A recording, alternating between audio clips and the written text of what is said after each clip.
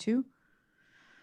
Under Housing and Neighborhood Services Department, number 7, subrecipient agreement with the Housing Authority of the City of Durham, DHA, for the Calvert Place and Main Street Townhomes rehabilitation. I'll pull that one as well. Under Technology Solutions Department, item number 8, contract with ESRI Inc. to adopt a new ArcGIS, thank you, licensing model. Under Water Management Department, item number 9, amendment number 1 to the professional services contract with CDM Smith Inc. for the miscellaneous water line replacement, phase 1 project. Item number 10, amendment 2 to professional services contract number 17641 with Hazen and Sawyer PC for the Williams Water Treatment Plant Basin Improvements Project. And then under presentations, we have under Planning and Development Department, Downtown Durham Inc., Downtown Durham Blueprint. And then for our public hearings on December 1st, under Planning and Development Department, we have item number 12, zoning map change, East Gear Towns. I think I have a speaker for that today. I will say, and I think I am allowed to do this as presiding chair.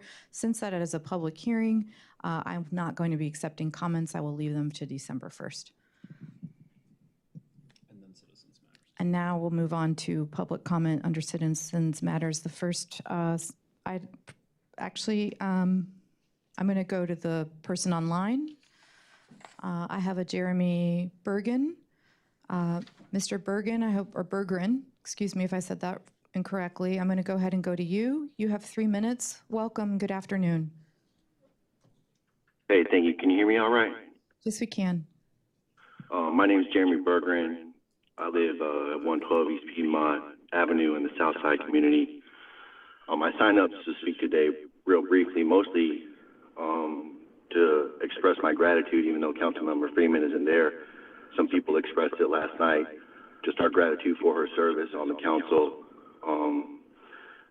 I know this election was really tight, and she lost by about 1,800 votes, but there's a lot of people in this city that she really supported that don't really come out to meetings, and I really appreciate her commitment not only to the people of Durham, but also to the land, to the environment, to the water, and just people in general. It's hard to watch these meetings sometimes, especially when they get contentious. And she's been hit from all sides, it seems, even before Mayor O'Neill went through her tenure.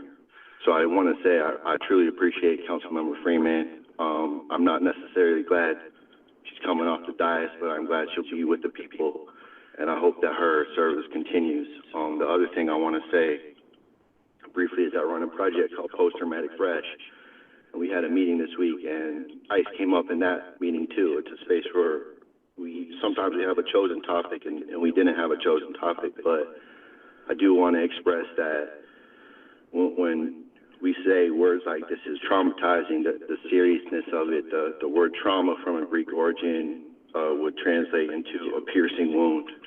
And from the Lakota perspective, the translation would be your spirit leaves you. And so there's a lot of children and families and adults and even neighbors that are experiencing a serious piercing wound. And I too echo the council members that express that even in our divide in a local politic, that we can come together for these things and try to support justice. So I appreciate y'all, and I appreciate the city. I appreciate Councilmember Freeman and all the work that she did for the city too. Thank you. Thank you so much. Thank you for being with us. Is that mic working now, or do I need to stay on this mic? Thank you. Thank you. Next up, I have Chris Perlestein.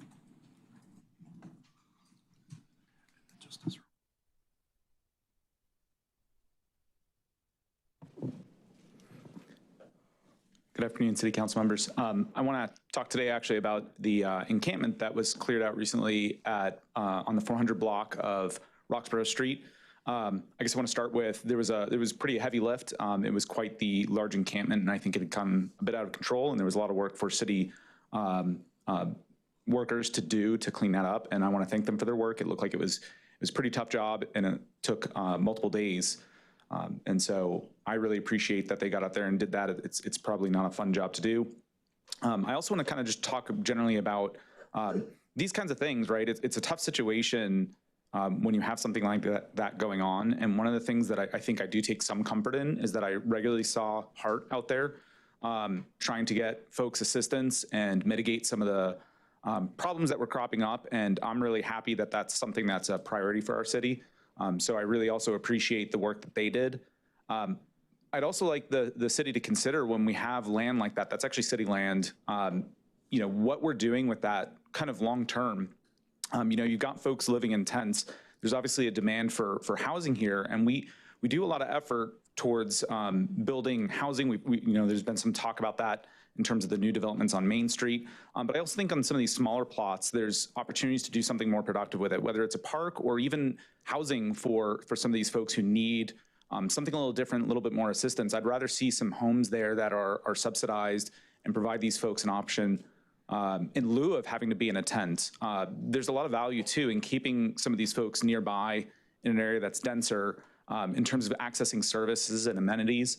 And also in challenging times like we're seeing right now where you've got ICE coming in, you know, I imagine there's probably folks who are living in tents who are undocumented, right?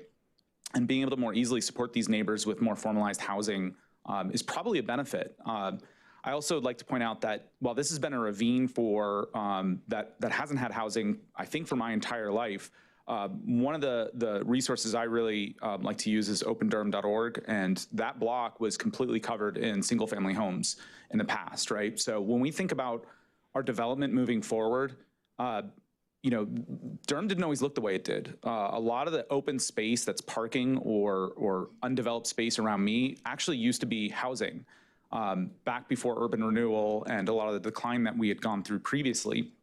And so I hope we'll think about that moving forward. Whether there's something more we can do there. That lot has now been, or I think it's several lots, but have been cleared out pretty substantially now. And so I think there's an opportunity there to maybe explore something that's a little bit more beneficial for all of us. Thank you. Thank you so much. Next up, I have Michael Harris here for public comment. Good afternoon. Good afternoon. Thank you for being with us. The microphone is on. Thank you so much. You have 3 minutes. Okay. I have 3 subjects that I'd like to kind of get through quickly.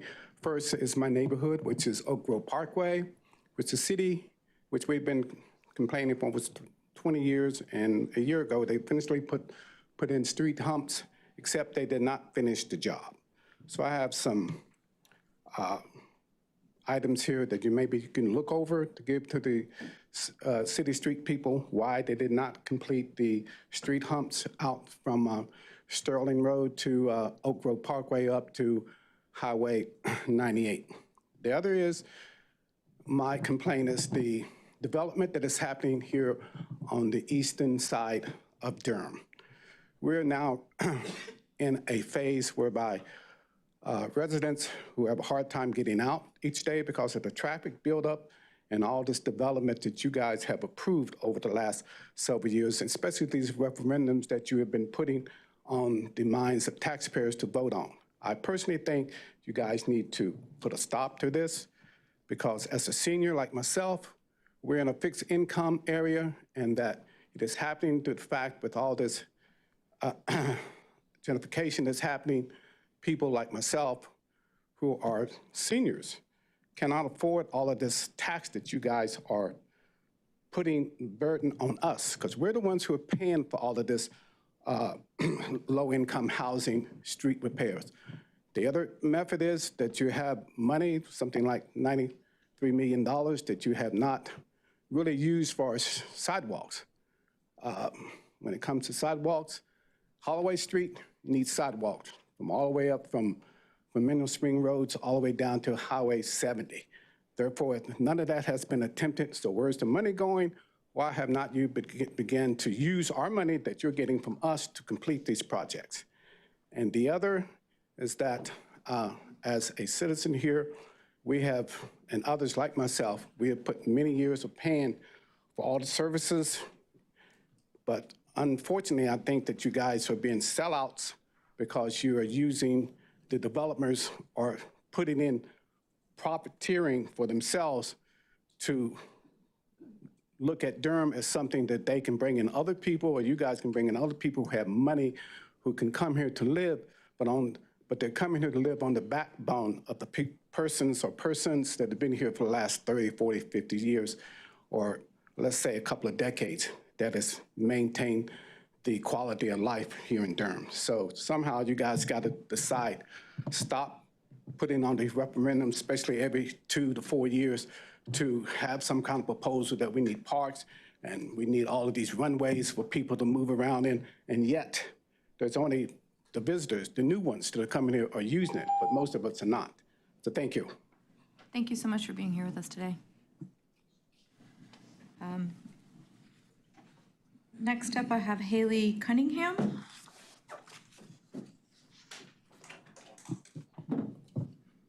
Good afternoon. Hi. Thank you. You have 3 minutes. Okay, thank you so much. My name is Dr. Haley Cunningham. Many of you all know me. I am the co-chair of the Coalition to End the HIV Epidemic in Durham and also an HIV care provider at Radical Healing. I just wanted to thank Bo Ferguson for responding to Chelsea Cook's request for some information about why the request for proposals was withdrawn earlier this spring to be able to use unused HOPWA funds. Essentially, the response said that it was deemed that Healing with Care and Partners in Caring lacked capacity to administer the funding without explaining why or what sort of capacity would have been necessary. I had a few concerns about the response, one being that the city itself and the city administrators have seemed to not have capacity to administer the funds for a few years at least. And so it didn't feel right to say that community organizations lack capacity when it hasn't been used previously.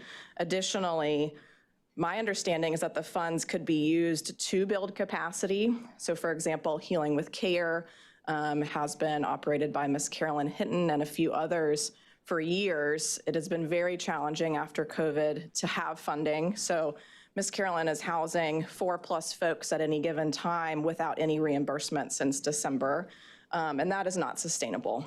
And with HOPWA funding, that is how you hire folks to do the work. I'm here, other folks on the coalition are advocating for use of HOPWA funds for a change in the system without being paid to do so. And of course, I don't have the capacity to run anything, but if we could utilize that money to pay folks who have the expertise, have the drive, we would have capacity. And it's also interesting that now there is an agreement or a contract with DSS to administer most HOPWA funds when they have not been able to do so in the past just because of structural barriers. They've got a lot of other things on their plate. And also there should not be one entry point to access HOPWA funds, and it should not be through DSS because a lot of folks have burned bridges there. A lot of folks need special care, special attention, and help with health conditions that DSS cannot handle. And so I'm calling upon you to sit down and meet with our coalition members. It would be lovely to meet with Bo Ferguson, Chelsea Cook, Carl Rust, others who are interested, as well as city council or city staff, to really work together on a plan. Because so far, I've been talking at y'all and we've been receiving information, but the collaboration's not there, and I think we could accomplish a lot together. Thank you. Thank you. Manager Ferguson, I don't know if you wanted to. Sure. I just want to appreciate the comments, Ms. Cunningham and others who have advocated around the issue of HOPWA funding. I think I speak for staff when I say I agree. I think there is room for discussion around capacity building, and I think the staff who are administering the program, and as you know, we have new leadership coming into the Housing and Neighborhood Services Department. I think it's a priority for us to lean into those conversations. I think some of the discussions over the last couple of months have been what to do right now and what can we do right now with the funding we have. And I think the intention to commit those funds to DSS is an understanding that there's capacity there that is able to expend those funds. But I want to acknowledge and lean into the fact that we're very interested in continuing dialogue with community partners who want to do capacity building and help us spend these funds. So those are conversations we will have. I know staff advised me we've got a meeting set up tomorrow. So I think I would just like to commit that we'll continue those conversations. Okay. What kind of meeting? Is it an open meeting? No, it's a staff meeting with one of our community partners, and I think I'll leave it at that. So. Thank you. Thank you so much for Okay. being here with us. Thanks. Thank you. The next person I have is Thomas Hennessy.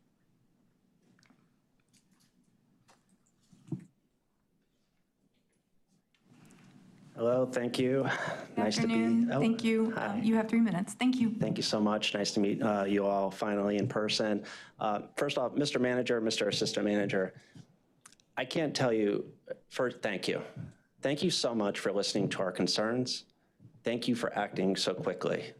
Keith, I know we had some tense discussions and respectfully, it's just the residents there on Queen Street and the issues that Chris brought up, you know, it's concerning when kids can't play in their backyard. So again, some of the city projects, it's been frustrating to watch. Carl, you've alluded to it in some meetings and how they drag on and drag on and drag on. You hear it many times that, you know, the city just, you know, for some reason can't get things done. And it was absolutely tremendous, Mr. Manager.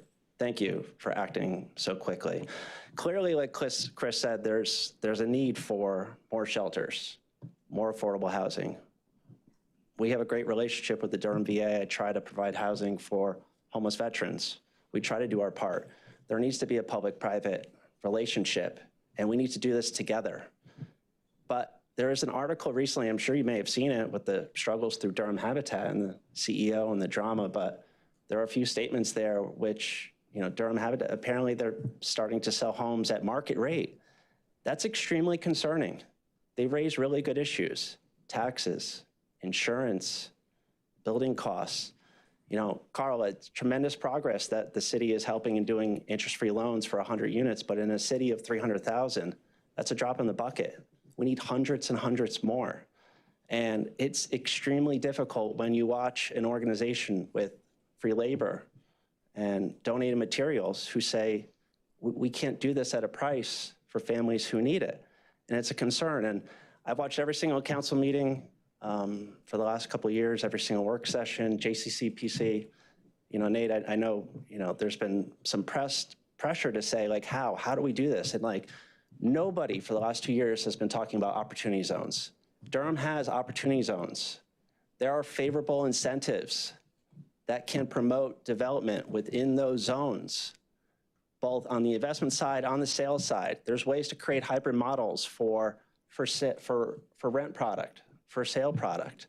And it's frustrating that no one's seeing it. I don't know the right forum to get more involved, but I see I'm running out of time. I really want to mention one thing, you know, more than happy to do meetings or talk and share and collaborate on ideas, but the rail trail is a concern. You hear about all the struggles happening, but yet the city, you know, with its parks closed down, fenced off, lead, contamination, yet the city somehow finds $45 million for a rail trail. It's $2.5 million for every 1/10 of an acre. How? What's going on? We question certain things, but I've never seen anyone question a bill, an invoice, paying consultants millions and millions and millions of dollars when people are struggling. I really hope another time I'll expand more. Thank you. Thank you so much. That is all I have for public comment this afternoon, so we'll move on to our pulled agenda items. Mr. Manager, what I have is number 4, 5, and 7.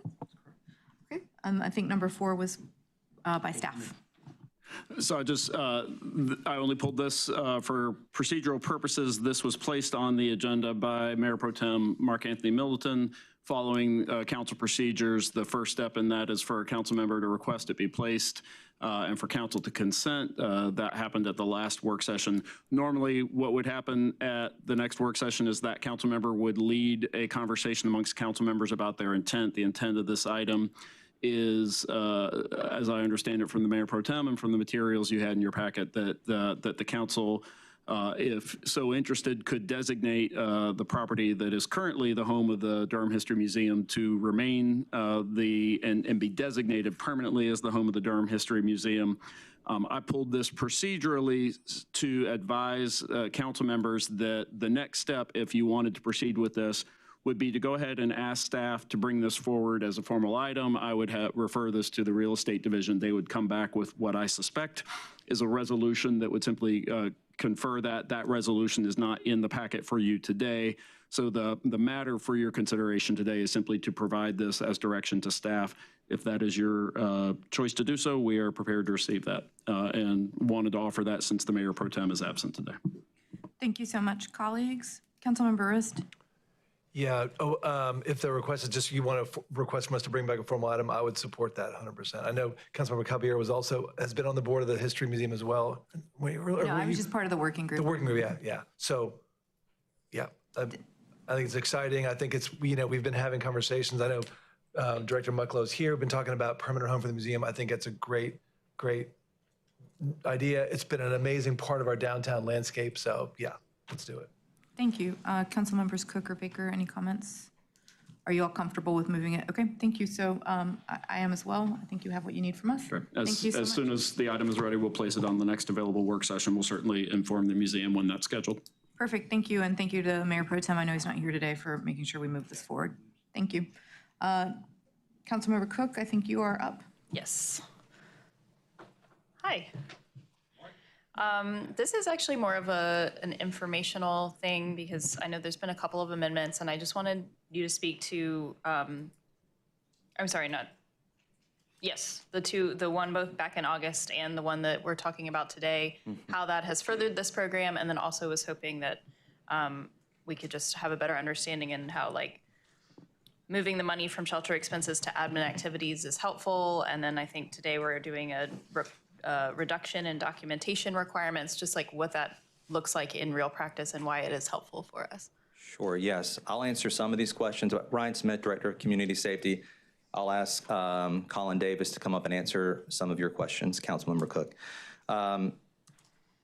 You had a number of items there. I wonder if could you actually restate them one more time for me? Yes, I could. So I'm just curious about the amendments to start off and how moving money from shelter expenses to admin activities, that was the amendment we did in August. Right. How that helped further. Okay. Yeah, can I take one at a time? I'll answer that one. And then I will go forward. So in the previous amendment, there was a change to move. We had roughly 79,000 that was left over from last White Flag for Open Table Ministries that was not used. In order to stand up the new shelter, because they had to move locations this year to Asbury United Methodist, they had spent their admin dollars, and part of what they used their admin dollars for was to do the necessary inspection of that property in order to get it approved by the fire marshal and others so that we could use that space. So we did the amendment that was basically just moving money from the shelter side to a little bit of the admin side for that express purpose of being able to make sure that this new site could be inspected, they could pay for the inspection fees by an architect, so that we can move that process forward so that the shelter could open on time, which it did. Good news, it opened this past weekend to offer 20 beds every night during the winter of expanded capacity, and that's great. So that's why we did that. Cool. And then this one is the reduction in documentation requirements. Can you just talk a little bit about that? Sure, I think, as contracts have come over to our department, one of the things we have been looking at is what documentation are we requiring of providers? What is the reason for that documentation? Does it support the overall outcomes that we need? In some cases, we were requiring of providers a level of documentation required by HUD and federal grantees that is necessary for those, but not necessary for the things that we really care about and the numbers that we look at. And so we were looking for ways where it was just coming out of the designated housing fund to really ask ourselves the fundamental question that we should ask in contracts, which is, what is the reporting that we need? What are the things that we care about? And what things are there opportunities here to streamline this so that we're not creating added unnecessary administrative burden for our providers and that we're getting the information that we need to be good stewards of public dollars. And so we did take the advantage in this as we're looking at other contracts that think about opportunities to streamline reporting so that it makes sense and it doesn't create unnecessary burden. Yeah, thank you. And I really appreciate that as just a general idea that I do think that we sort of in the city get trapped sometimes into this like over documentation, which of course transparency is very important. But when we're talking about efficiency and getting work done, I like to hear that we're taking a second look at those. So I was excited to see this item, and you touched on it already, but I was wondering if you could say again what we're offering. And I don't know if Open Table is on the call and they want to do it, or if you want to do it, but just give us an in-depth summary, because I know people have been sharing the information, but I want to make sure that everyone. Yeah, this is a good chance to talk about that. Yep. So I'll talk about it specific to this, and I'll say a few high-level remarks about White Flag in general. So Open Table has been one of the city's primary partners in providing additional safe, warm places for people to sleep during the coldest nights of the year. We refer to those locally. We often talk about White Flag. White Flag is triggered when the weather report forecasts that it's going to be 35 degrees with precipitation or 32 degrees and below. On those nights, because we do not have sufficient shelter capacity, I think, the more recent numbers have been about 150 single adults on a wait list and anywhere from 50 to 60 families on wait lists for shelter. On the coldest nights, the city is working to expand shelter capacity to provide more safe, warm spaces. Open Table, for whom this contract is for, has been a critical partner in that. Historically, they have provided 20 beds on White Flag nights. This contract is a little different this year. It's the same amount, but it's going to be 20 beds every night for 4 consecutive months. And that's really important. We will still have not just White Flag nights. Not just so for this contract, it is not just White Flag. It started this past weekend and it will run through mid-March. But it is 20 extra 20 extra shelter beds during the coldest time of the year. It doesn't cost us more to do it. We're doing it at that same, and it's actually more efficient for the partner Open Table because it is harder for them to staff overnight on only when White Flag is triggered. So it's easier for them to recruit and staff, and then it provides us a consistent extra 20 beds in the coldest time of the year. And so I think that's a great addition that we're able to make to White Flag this season, and appreciate Drew and his team and Open Table for finding a way to do that. So that's one piece. We've historically added 20. We're continuing to add 20, but it's just available more nights. And when you think about it, it's critically important that we find ways on the coldest nights when it drips below freezing. But if you've ever been outside and it's 38 degrees and you've tried to sleep in that, you know that's also like a really important way that we can provide safety and dignity to folks. And so I'm glad that in this way we're able to do a little bit more of that. Just a couple other things about White Flag in general. I'm very proud of the work that folks on the HOPE team, which is our homeless services team, has done to try to expand additional capacity. So we have done a few things I'll highlight. We have increased partnerships. We have new folks who are coming to the table to support this work. We've been working with Durham Can and DCIA to really ask faith communities and other community organizations to find ways that they can step up to help us provide more safe, warm spaces for people to sleep. In that work, we've created a campaign called 100 Days of Warmth that's offering folks ways that they can both contribute funds to organizations that are doing this work, they can volunteer for those organizations, and they can help us identify spaces that might serve as extra shelter. One of the good things coming out of this, and I'm not going to name this specific location until we have all the details finalized, but we do have and will have in December a new family shelter that will be opening up, and we'll provide details as soon as we get all that finalized. We'll provide up to 50 more spaces for families on the coldest nights of the year, which is great. Historically, Families Moving Forward has been our core partner, and they have, in addition to what they do every year, have added 4 additional rooms, and they'll continue to do that. But this is going to be a major expansion of safe, warm places for people, for families to sleep. And as I've shared with you, we have had, on average, roughly about 50 families on wait lists for shelter. So that's a great new thing that we're providing this year. And again, added partnerships are making that possible through the faith community and others who are stepping up. Urban Ministries expands capacity on White Flag Night, as does, I mentioned, Families Moving Forward. So Urban Ministries adds extra beds. They have been a great partner in this space. We have DCRC, which is this year becoming a White Flag partner and adding additional space. So all that has been, I think, really positive in adding more safe, warm spaces for people in Durham.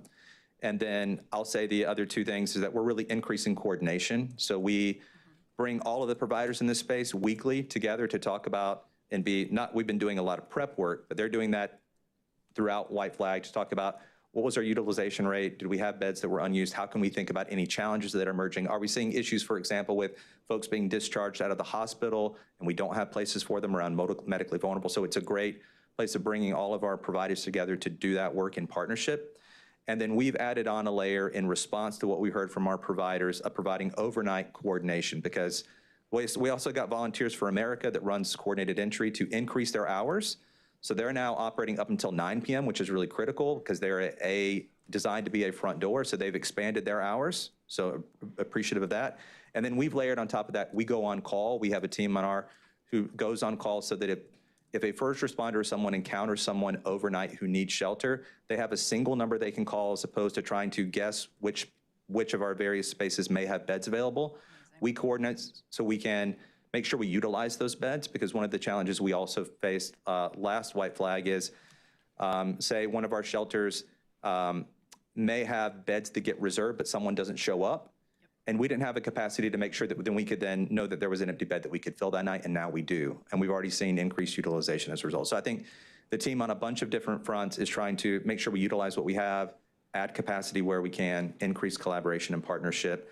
And I think these are all positive steps forward this season, and that's more than you asked. That's exactly what I wanted. Thank you so much, because I'd already read it, but it's great to hear it again. Just out of curiosity. Yes. Sorry to raise this up because I know that this is a thing that gets talked about a lot. But you mentioned before that people are in danger at temperatures that are above 32 degrees. With this being our city dollars, is there any opportunity to change that? Because I know that 32 degrees is I think it's a federal guideline. Is that true, or is that a city set number? That's a good question. I actually don't know the history behind. Do you know, Colin, can you speak to that? Please come up. Good afternoon, Colin Davis, Contract Manager and Community Safety Department. So historically, we've used 32 because that's the freezing temperature. It's not a federal mandate. It's just what we've used as the cutoff, and then we've expanded it to 35 with precipitation. It could be any number that we choose. It's also looking at where are people most at danger, and nationwide, most communities use 32 as their cold weather cutoff if they don't do it on a nightly basis. There are communities like we're doing, and we've done in the past, every night from November 1st, December 1st, whatever date communities pick for the cold weather season. Thank you. Yeah, that is interesting. I thought it was a nationwide thing, and so that's interesting to hear that we've sort of come up with that number. It's relatively consistent across communities, is what I'm hearing. Just to push back on that, and something to be thinking about, because we now have these consistent 20 extra beds, but these are not family beds. These are single beds that we have now for the entirety of November 15th through March 15th. And we are still seeing all of our extra family rooms and spaces that only open are triggered by temperature. So just as a thought, that maybe we consider raising that, because what we're looking at is folks who have children, and we know that they're going to be more vulnerable. So just something to think about. Would love to see it. I know there's always debates on which weather app to use and all these different things, but we did have somebody that died last year in this area, had a degree that was not a white flag triggering temperature. And so I just want to keep raising that, because it's something that concerns me all winter long. Thank you. I appreciate that. Thank you. It concerns us too, and I appreciate that, and we'll look into it. Thank you. Thank you so much. Councilmember Cook, next item. Great.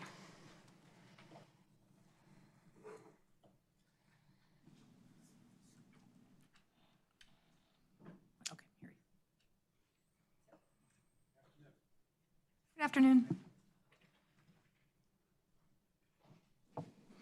Good afternoon. Matt Walker, Housing and Neighborhood Services. Here to answer any questions you may have. Thank you, Matt. Okay, just a few questions about this. So I understand that this is a city match requirement. Curious to know how that amount was reached, and then what how the projects are vetted for that city match. Okay, so In the choice neighborhood application, that was a joint application with the city and the housing authority, part of the regulations to earn the maximum points, excuse me, is for the city to commit the $1.5 million in CDBG to the overall effort. So that's a number that's set by the application to get the maximum Correct. amount of points. And then how do we vet the projects that we spend our city match money on? Well, the projects, because it's a joint application between the city and the housing authority, that was vetted on the departmental level with DHA, and there's also, I guess, advisory committees. So this was proposed by the housing authority in consultation with our department director.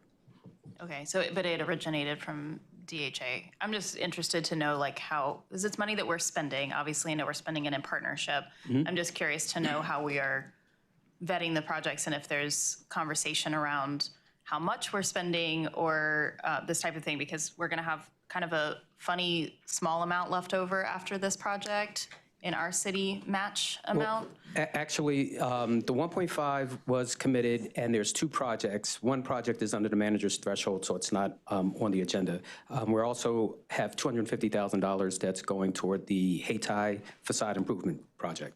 Okay, so we've already, that was part of my question. Yes. So we've already allocated our other one. That's correct. Yeah, and then I guess for me, when I'm looking at this, and it's just helpful for me to understand, and we've expressed this about other things too, but when I'm thinking about the monetary expenditure here and I'm like looking at this, it's helpful for me to kind of know like what y'all are balancing when you're making the decision to spend this money here, because although I think that y'all probably have done the calculations to ensure that this is like the way to spend it to make the most impact in the city, it's helpful for us to be able to see that analysis so that we can sort of explain why this is the project that we've chosen to do.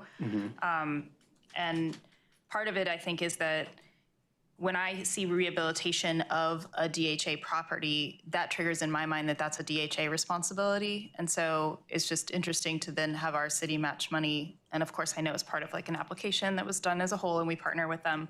But that would be helpful information for us to know. It's just like how we kind of came to this decision, how we know that this is like the greatest impact for our dollars, if that makes sense. We did. We did go through some other alternatives. If it's okay, I can get back to you with that information. Yeah, that would be great. Great. Thank you. Go ahead, Councilmember Rist. Thank you, Mr. Walker.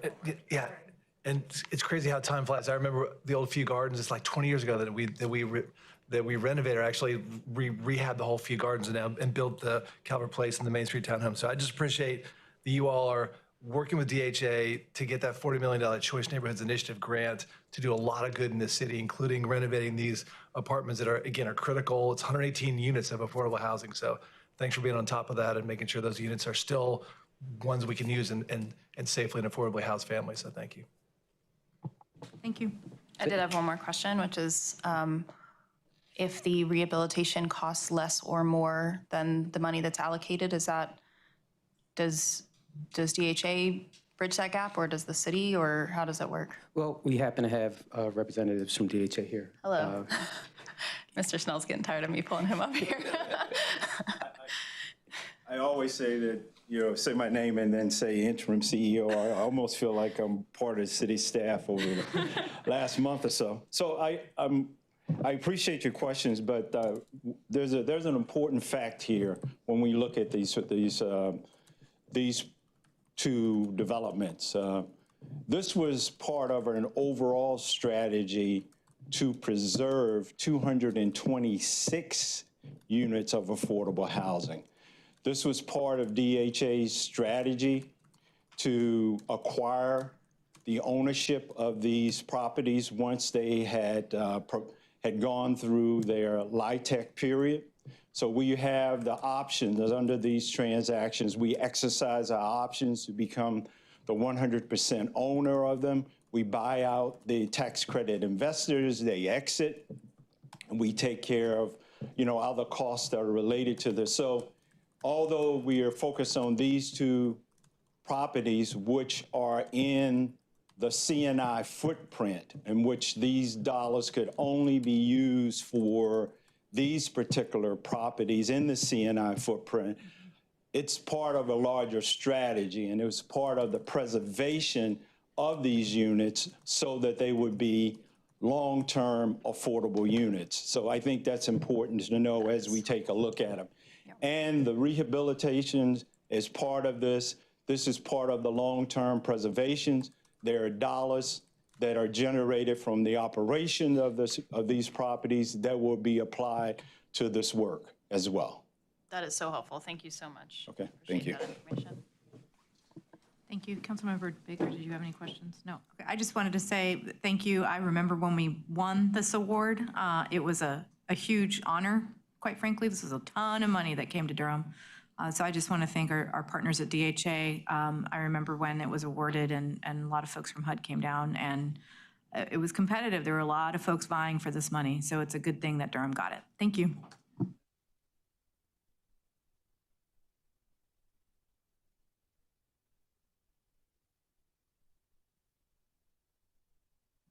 Thank you. That is all I have for pulled items. So I think our last item is our presentation for the Downtown Durham Blueprint.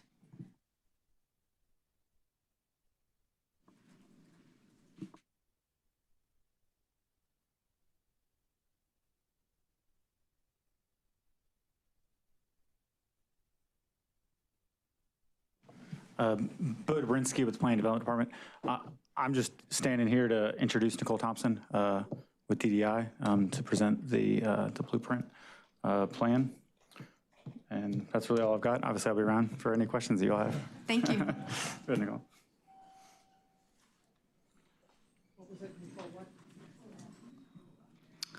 The other role Mr. Dobrinsky will play, as a reminder, is if at the conclusion of the presentation, would love to get some thoughts and direction from council about next steps. We sort of purposely left this open-ended. Council has some decisions to make, and the planning development department may have a role if council chooses to consider more formally adopting the plan. So we've got Mr. Dobrinsky here for that as well. Thank you. Good afternoon, City Manager, Madam Council Member, and all council members. Here to talk to you about the Downtown Durham Blueprint. This is something that we have been mentioning and discussing for a couple of years. And we're very excited that we have a final document to bring to you. And we're very hopeful that you will consider this and adopt this as an official city plan. We have taken this to the Planning Commission back in October. Presented to the Planning Commission, and now we're coming to you to present. So with that, here we go. Here's the agenda that what we'll go through. We'll spend a little bit of time talking about public engagement and how we have tried to include plans, previous, current, future plans into our plan, what we are seeing happening in the downtown area today, and then dive a little bit into the vision, the goals, the strategies, and then finally share a little bit about implementation. I figure that I have a good solid 3 hours to go through this because I know you all like to be here. Yeah, 5. So I'm going to try to take my time and talk really slowly because I know you all want to do that. Before I get started, we did work with a group out of Philadelphia. Interface Studio was the lead consultant on this, chosen through a competitive RFP process. They had with them 4 other firms that they worked with. The local firm was Black Space, but they also worked with And Access around the retail, small business piece. Ninegorot Partners, which worked on the economic development business piece, larger business recruitment piece, and all together, which helped with the engagement. So actually 3, not 4. So that is who we worked with. They were great to work with, really helped us a lot with the engagement, and really have put together what we believe to be a solid plan. We also had a part of this process, a steering committee, which was created of about 13 members that we can share with you, but it was covering all sorts of representatives throughout the Durham community, and we have been engaging with them up until about 6 months ago. So our public engagement, we believe that we have touched close to 3,000 people through our process. We spent probably a good solid year working to get the engagement right, making sure that we were popping up at the right places, and in fact going out sometimes beyond the downtown border and trying to interact with and engage individuals who might visit. But here's a list of all the ways that we touched, talked to, participated, interacted with people. Of course, what's the plan without a survey? So we started off with a survey where we hit about 2,300 people, 2,200 people, working with our partners who pushed it out through all of their different social channels. But then we did a number of pop-ups. We did a kickoff at our State of Downtown Durham event. We did a follow-up touch at our last State of Downtown Durham event. In order to ensure that we were reaching into communities, we actually did a very special Black Voices of the Future panel working with Motorco, where we had a panel of individuals talking about the future of downtown Durham, and then also kind of exploring ways that they would, what they saw the future being. We had an open house in January. We were very excited that we had 200 participants because that was a snow day. And we were excited to work with Pickleback in order to host that pop-up event, but happy that we were able to get 200 people who came, some with children. So we actually got quite a bit of feedback from youth. Our survey was done working with partners. It was pushed out in Spanish so that we could ensure that we were getting Spanish input as well. We are considering the possibility of how we can ensure that some of this material is translated into Spanish. Perhaps it could be our quick guide, but we are looking at, once this becomes an official document, how we can make sure that we continue to engage with that community. We did any number of interviews. We all talked quite a bit with our local businesses, and as I mentioned, our steering committee. These are just some examples of the pop-ups that we participated in. I will call out that we attended the NCCU Eagle Mania last year, the back to school block party, something that we initiated and we're working with DHA. Quite a bit of input from that. We worked with our Latino Credit Union many times at the farmers market, and all this is the great work of All Together. These are some pictures from the Black Voices of the Future panel that we held in collaboration with Black Space and Motorco. And then our Durham Future Fest. This was the event that we had in January. This is when we first started unveiling some of our goals and visioning, just to make sure that we were on the right track. Again, what's a plan if you don't have a chance for folks to put colored dots and Post-it notes?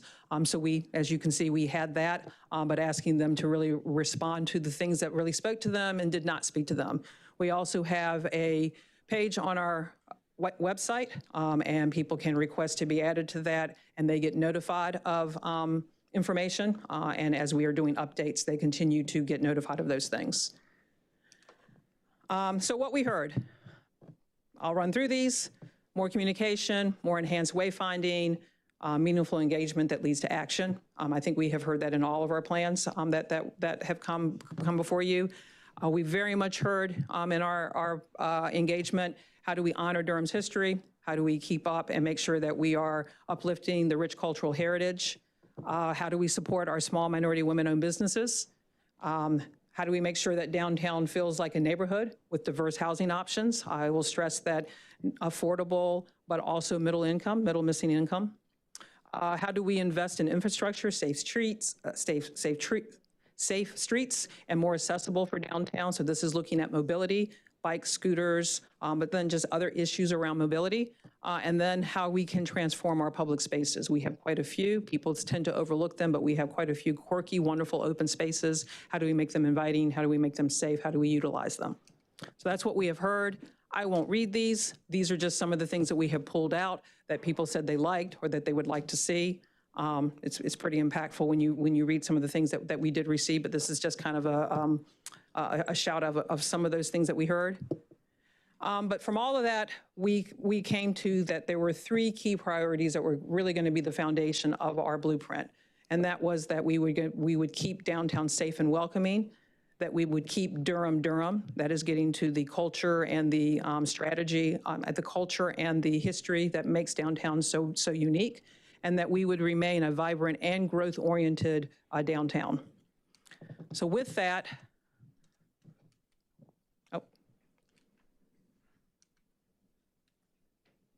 oh, no, that is correct, sorry, I'm out thinking myself. Prior to getting to our goals, we recognized that there were any number of plans that were being done in, around, and adjacent to downtown. And it didn't make sense for us to continue to do our plan without really touching and bringing those groups together. So we had a meeting where we had representatives from all of these plans attend at the Carolina Theater. They hosted us there, and we had a chance for everyone to kind of come together and really talk about their plans and how those plans fed into our plan, how we could support those plans, how those plans could support our plans. So we have done one of those meetings. It is our intent that we will do more meetings, probably not bringing everybody in the space, but around the different strategies, bringing these individuals, these plans back together and checking in to ensure that we are collaborating as we can. Nobody wants to get on the opposite side of a plan. I will say, because I know everyone is quite aware of the Destination Master Plan, that is a plan that we are very much working very closely with Susan and Tara as they roll that plan out. That has some direct correlations to things that we want to do, and there's quite a bit of support between both of them. But there are other plans, especially within the Transportation Department, that we continue to work with individuals on. So what are we seeing? What's happening today? And this is important because if you think back to 5 years ago, downtown looked and felt much different than it does today. It's just going to state the obvious. But we know that new construction is rapidly changing the feel and the cost of living. Hybrid work policies are decreasing workday foot traffic, which is impacting our small businesses. We no longer have the 9 to 5 or the 8 to 6 workforce in the downtown area. We are still tracking that, and if you're downtown, you know, Mondays and Fridays are a little slow. Things pick up a little bit on Tuesday. Wednesday might be a good day. Thursday could be a good day. But our businesses continue to try to figure out how to operate a business when a significant part of their business model is no longer coming to where they are. Downtown open spaces, all of them need a makeover. And how can we offer more for people to do in those spaces? We have a number of one-way roads and disjointed streets. How do we work with the city to improve those and make them more accessible by car, bus, but also pedestrian, bike, and scooter? Parking is an issue. You know, could I really get up here and talk to you if I didn't say something about parking? Parking is an issue in downtown, both for customers and for employees. So how can we work through those issues? Downtown's anchors and food and beverage establishments, we need more variety. We have a lot of restaurants. We've got a lot of places to find a great drink. We need more variety in the downtown. How can we work to identify what that variety looks like and bring that into the downtown area? Safety concerns continue to be something that is brought up, perceptions of safety, and that there are also these perceptions that downtown isn't for everyone. The cost of being downtown, not having affordable spaces in downtown, not having open spaces in downtown. So how can we work to change that perception?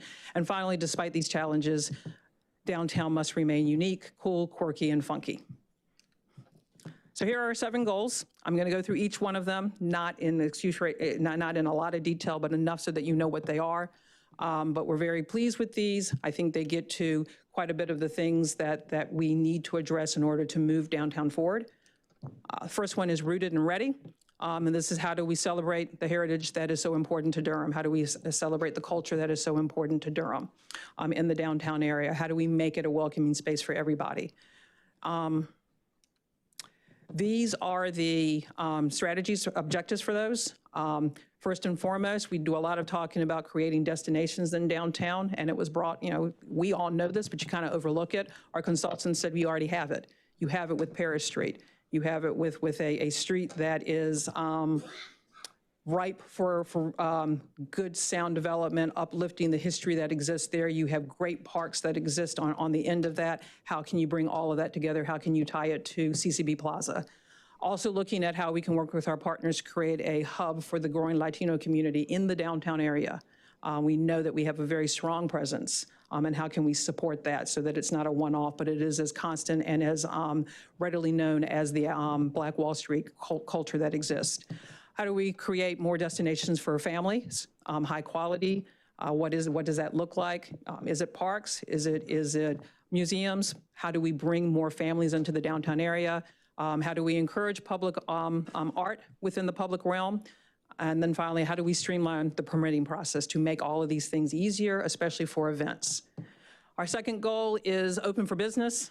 This is supporting our small businesses and making sure that they feel heard, that they feel safe, and that they have customers continuing to come to them.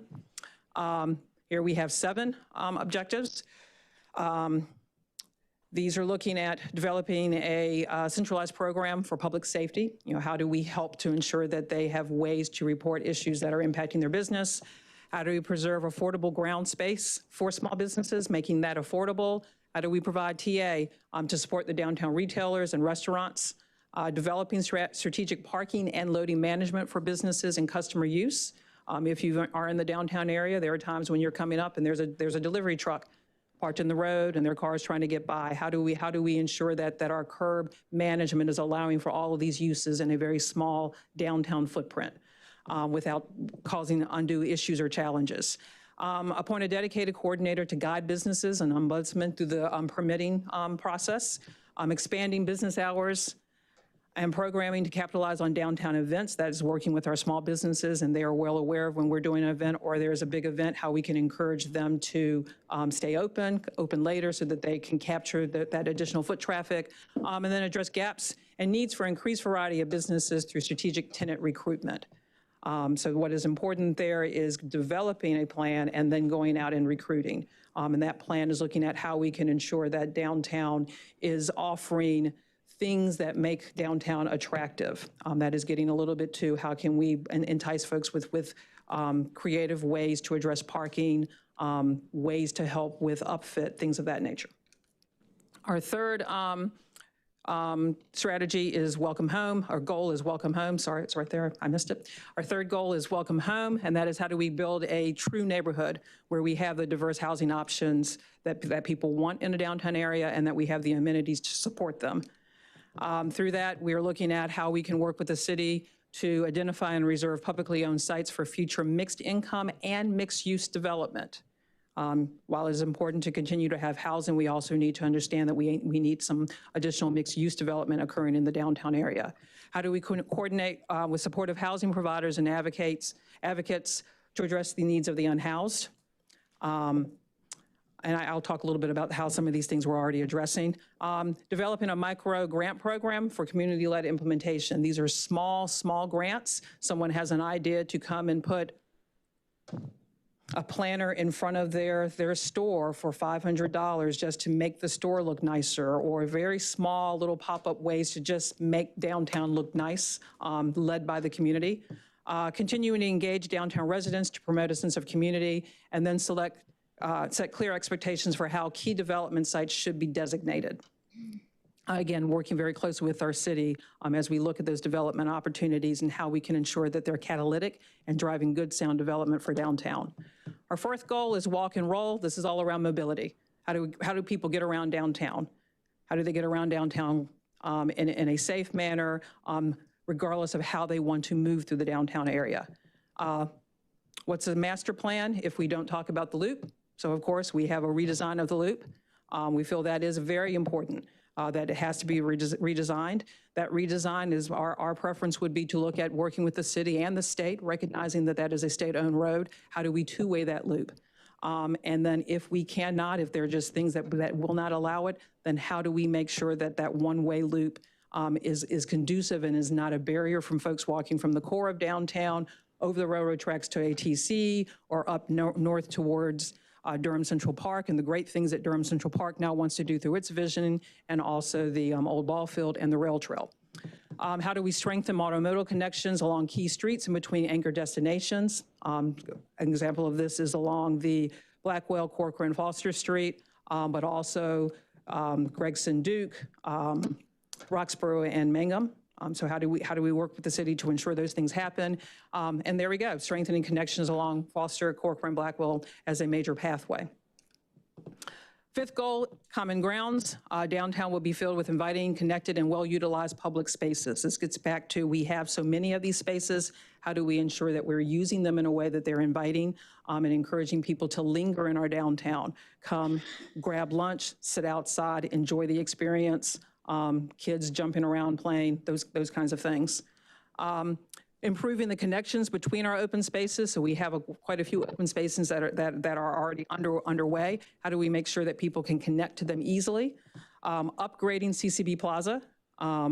It is a wonderful place, and as we know, it is a place where folks gather to show displeasure, to show solidarity. How do we ensure that we keep that space for that purpose, but how do we also make sure that it is used on the hottest day in July, where there is no shade, and while we have umbrellas out there right now, it does a little for what it could be. How do we redesign the Convention Center Plaza so that it is less brick and concrete and more appealing, and then people can move throughout the area. It is conducive to folks with mobility challenges.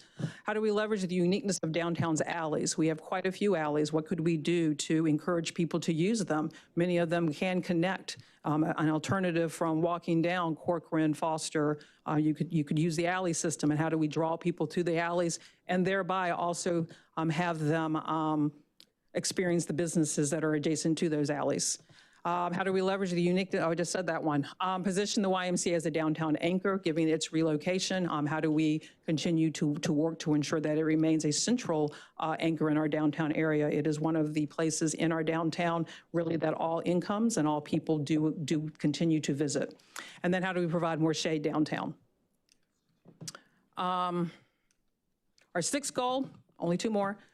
Downtown works. How do we recruit businesses? How do we ensure that our downtown is home to companies of all sizes? We need jobs. We are an employment center. So how do we make sure that we are bringing jobs to the downtown area, jobs that make sense for Durham, that speak our language, that speak and uphold our values, and then also support our businesses that are in the downtown area, our local businesses. Objectives. Preserve our old, funkier downtown buildings for affordable office space. We have quite a few that still exist. We're one of the few communities where we have those. Is it possible to work with the private property owners in ensuring that those spaces remain these funky one-story buildings that can be conducive and open to small businesses? How do we re-tenant existing office space in whatever manner that might look like as we move forward? How do we explore conversion of existing commercial buildings into lab space? And I will say other ideas, recognizing that maybe it's not lab space, but there are other things that would make sense for the downtown area. And then finally, how do we keep event-driven economic activity in the downtown area? Again, our small businesses need people. We have a very walkable city. How do we make sure that those event-leading opportunities stay in the downtown area so that people can mingle and walk through the cool place that we have?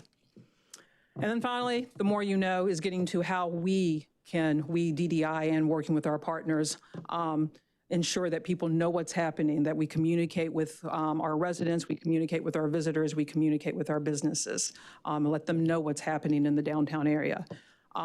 That's improving the perception of safety in downtown through marketing and messaging. That is changing the narrative that downtown isn't for everyone, trying to uplift the inviting spaces that we have, the menu options that our restaurants offer that are affordable, the festivals that are free and are open to people of all backgrounds. How do we highlight the affordable opportunities within downtown? And then how do we unify downtown by promoting destinations rather than districts? This is not saying that we would move away from our districts, but really letting people know you're in the district where the Carolina Theater is. Go to the Carolina Theater, and these are the things around the Carolina Theater. Go to the Durham Food Hall in Durham Central Park, and these are the things that are in that area. So that's a little bit, this is the overall vision. This is just a really pretty picture that we really like, so we're sharing it. It's kind of showing you how all of these things are fitting together in our downtown area, how we can move and work these things together. So now the implementation. As a part of our RFP and requirement is we wanted to work with a group that would go beyond just the visioning. That's always fun. Everybody likes to do the visioning and do the renderings, and it's like, oh, wow, yay. And then we all feel great, and we present it to you, and you all go, oh, wow, yay. And then a year later, no one has remembered it. This is how we're going to keep ourselves accountable. We have a very detailed implementation schedule. Matrix. We are working, removing this from a spreadsheet that it's currently in, how we would uplift this into Asana so that we really can make sure that we are keeping track of the objectives and the goals and the strategies. So this is just a picture. It's really, really small. That's to let you all know that there's a lot in there. So we have probably 70 pages of just implementation information broken down by goals. So this is just a snapshot of the first one. I'm going to go into a little bit of detail so you can see what is in the implementation. But first, something that we are going to try to do throughout the implementation is where it's possible, we will create these groups called tags, tactical action groups, tag your it. We know that people are very passionate about downtown. They want to be a part of it. They want to have a say. They want to be sitting at the table and offering their ideas. So how can we create small opportunities for small groups to do that they can help us, they can start implementing some of these things. They can come together and they can work with us and others to make these things happen. Different tags for different objectives. So it's not a requirement that if you're on one, you have to be on 100. This is really understanding that people have a passion for a very particular thing. They may love Paris Street, but the thing that they really care about is ensuring that there's public art along Paris Street. They don't really care that the road is a shared road and that sidewalks work. That's just not their thing. That'd be great, but that's not what they want to do. So this is how we're going to try to bring people in throughout the process.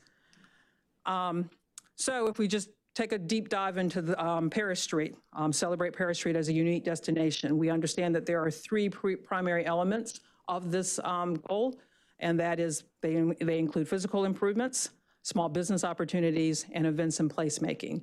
And it says here led by the tag. It actually will be led by us. We will be leading this and bringing the individuals together, and it also has the number of partners that we will be working with on this overall goal. To dive in, this gives you a little bit of detail. Form a tag to guide the overall vision for Paris Street as a must-see cultural destination.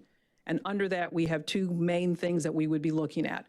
Let me back up and say this is not one of the first ones that we're stepping out with. This is just an example so that you can see the level of detail. But it really is looking at bringing that stakeholder together. We are aware that there was a Paris Street Forum that existed a few years ago, starting with that group and perhaps bringing others in to start the conversation about how can we ensure that we are listening to and being mindful of what needs to happen along Paris Street, and then creating a multi-year action plan. This is where the importance of ensuring that we're bringing our partners that are doing other plans, because someone may be doing something very similar, and we just have a small thing that we would add on to another plan that's happening, or there's a way to merge what we're talking about with something bigger that's happening, or it could be a brand new idea that is brought to you in order to, as a future project. Go a step further. How do we redesign Black Wall Street Gardens to honor the area's history while welcoming a greater range of visitors and foot traffic? So very much taking a look at Black Wall Street Gardens and Black Wall Street Plaza, and how we convene people together to really talk about what's going to go there, perform public outreach to gather input on what the future should look like, identify potential funding sources. So also embedded in here is that our anticipation is not that you all fund everything, unless you want to. Certainly we would not say no, but identifying nonprofits and philanthropic individuals and national organizations that also share a similar understanding of the importance of this. And then develop a call for artists in order to start working with the public art.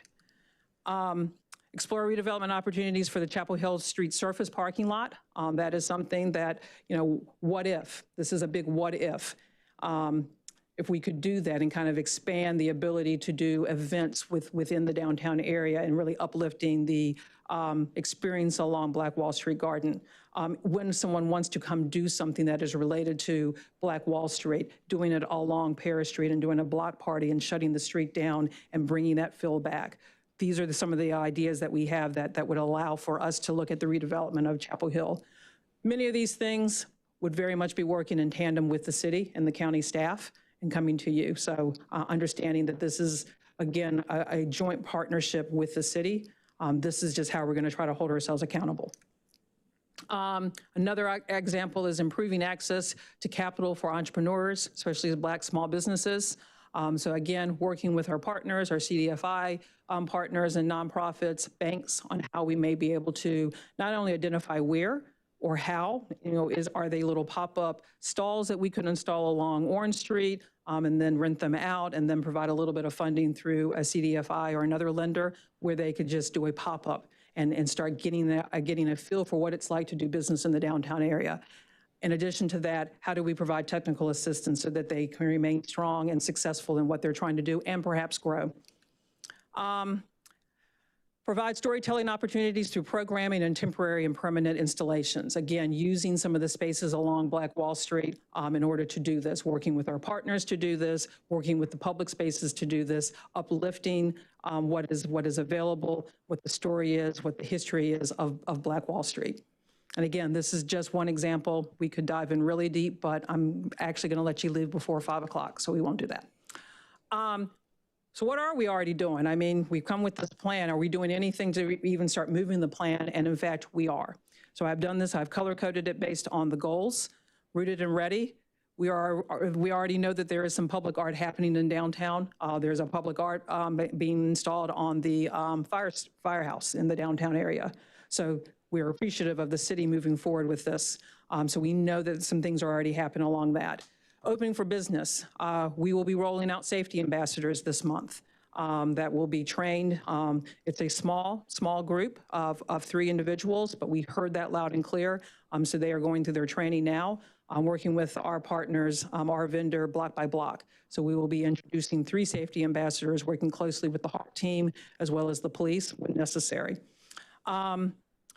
Safety resource for downtown businesses and residents. We have created a magnet which has a list of who to call based on what the issue is. You have a trash issue, you call this person. Unhoused issue, you call this number. Yes, that's it right there. Carl has one. I did not plant that. Thanks, buddy. On brand. A retail market analysis and strategy. We know that we need more retail. We've got wonderful places to eat. We have a number of places for you to eat, great places for you to enjoy a wonderful beverage, but we have been struggling with retail. Prior to COVID, we had funding where we were going to do a retail analysis.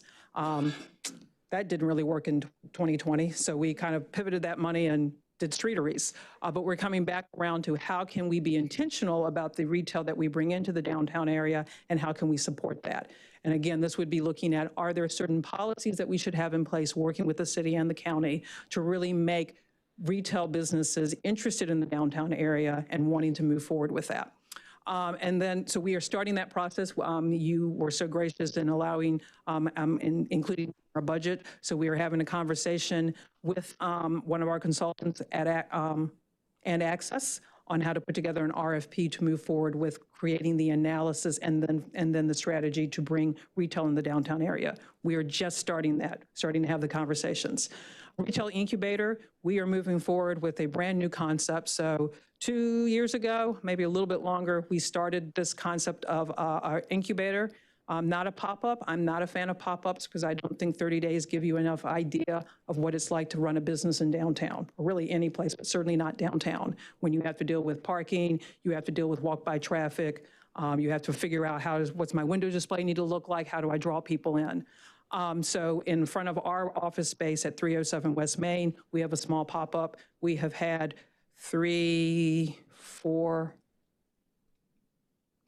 we have had 4 different entrepreneurs in that space, trying to get them used to the downtown area and what it would take. One of those businesses actually did so well, we let the business stay there for a year, did so well that they were able to move into a larger space. That is what we would like to see.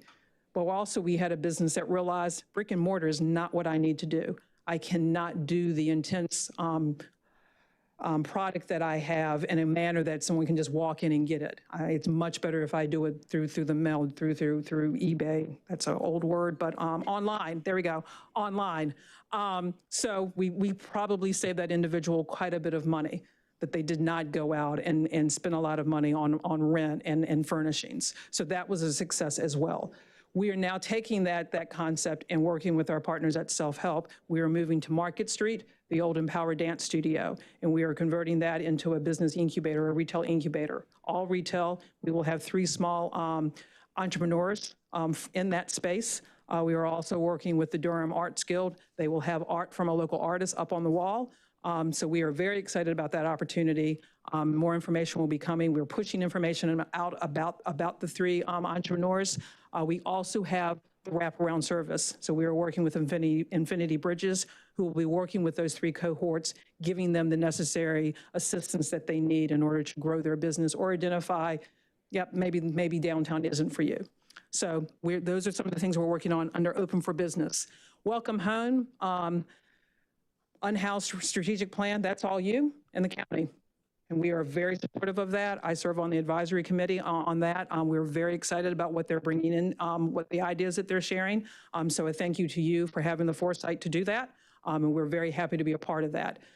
We are also aware that the county had an RFP for a day center. Again, that's the city and the county. So you are doing some of the stuff that's in our blueprint. Revamp our It's Your Neighborhood Residential Council. So that is something that we do internally. We have an email for anyone that lives in the 01 district.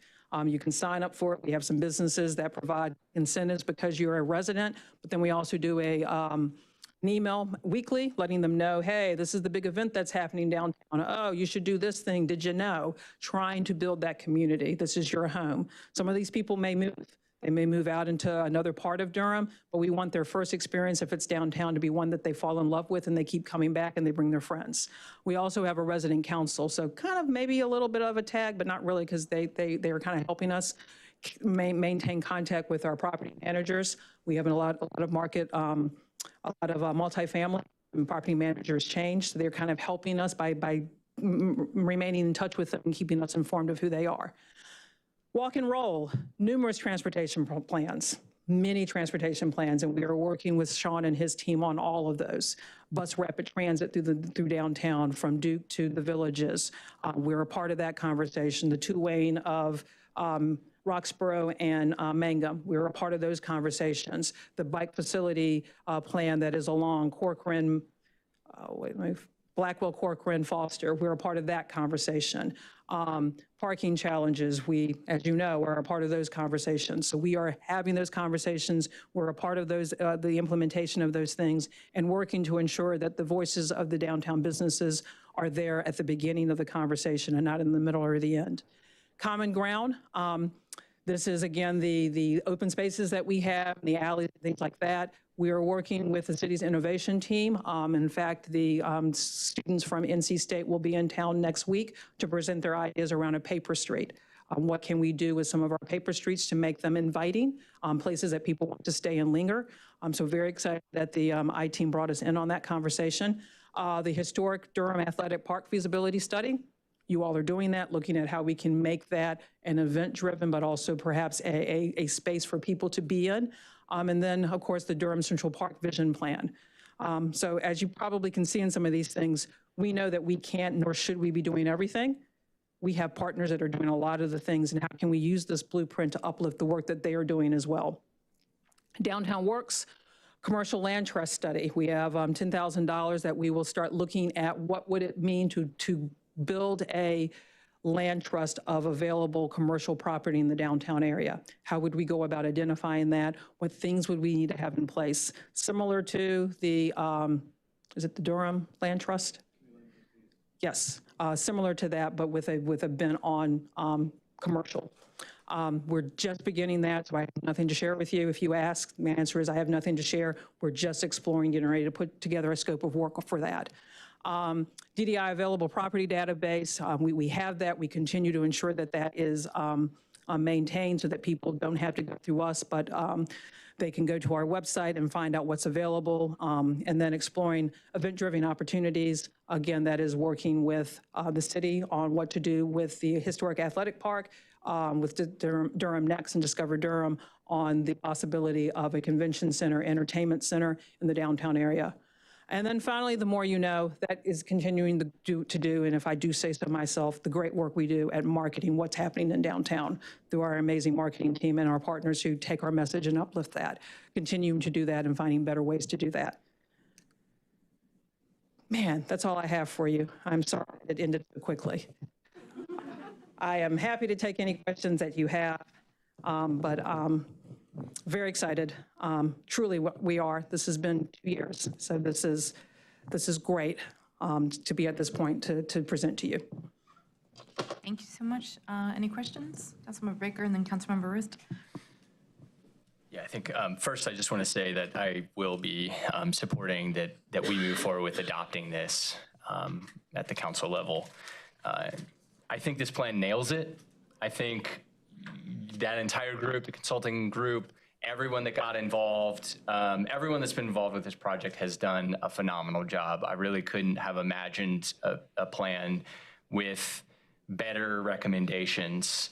And I would be thrilled, and I hope that my colleagues agree that we should move forward with adopting this at the city level and making it our second small area plan in quite a while that we'll be adopting.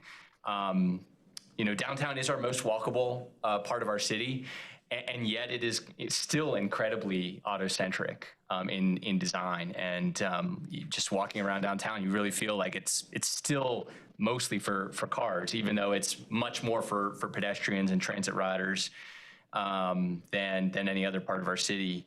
And this really creates the vision for how we get to a stronger downtown. I mean, it's an amazing vision, the vision and the strategy for how we get there. Thank you. So I'm just want to lift up a few things that you've talked about and a few things that are in the plan that I am particularly excited about. This isn't everything, but just a few of these things. One, I really like the idea of making sure that some or all of this is translated into Spanish. You mentioned the quick guide. I think that would be a really good idea to make this very accessible and for us to be consistent in providing those translations. There are so many incredible recommendations. I wish we could all do them now. But they'll have to be implemented, obviously, over years and over decades, quite frankly. If you wanted to give us money, we could start. A lot of great catalyst projects. Some things that frankly I've been thinking about for a long time as well. The redevelopment of the surface parking right across the street. This incredible space that we have that is parking right now. I mean, it's just space for vehicles right across from our primary civic building in our city. That's a huge opportunity, and the one that's been identified here. Redevelopment of the loop. I mean, this is something that has been around since the loop got created. Nobody wants to take credit for creating the loop, and everyone wants to be the one to redevelop the loop. But I think what this plan does is it is very strategic in saying, there's certain portions of the loop where it would be a huge opportunity to develop. The parking lot right back here is obviously a huge catalyst opportunity site. The portion of the loop between here and the library, and bringing the library so that it is this incredible new building that's been redeveloped, such a popular space in our city, and reconnecting it to our downtown, to our primary activity center would just be an enormous catalyst project, I think. With the awkward, virtually on and off ramps that we have there. So much poorly used space right there would be a huge opportunity. CCB Plaza, I think one day we'll look back at pictures, future generations will look back at pictures of CCB Plaza today and just wonder, how do we get to a place where we had a road running through the middle of our primary civic space? I hope that we can move forward one day and one day soon with upgrading, CCB Plaza, renaming CCB Plaza. Though I remember when that was a parking lot. Affordable office space, something that is way less sexy than everything else in the plan, but something that is so important is preserving some of these kind of aging office spaces where we've had really important tenants providing great services for many years, and making sure that they can continue to occupy space in downtown. I think the retail study that you're moving forward with is incredibly important as well. When you look at retail in downtown, there's no secret about why retail is struggling, because it's so dispersed, and Durham, quite frankly, lacks anywhere in our city a great retail street. There are different kinds of retail that are doing well and poorly across the country.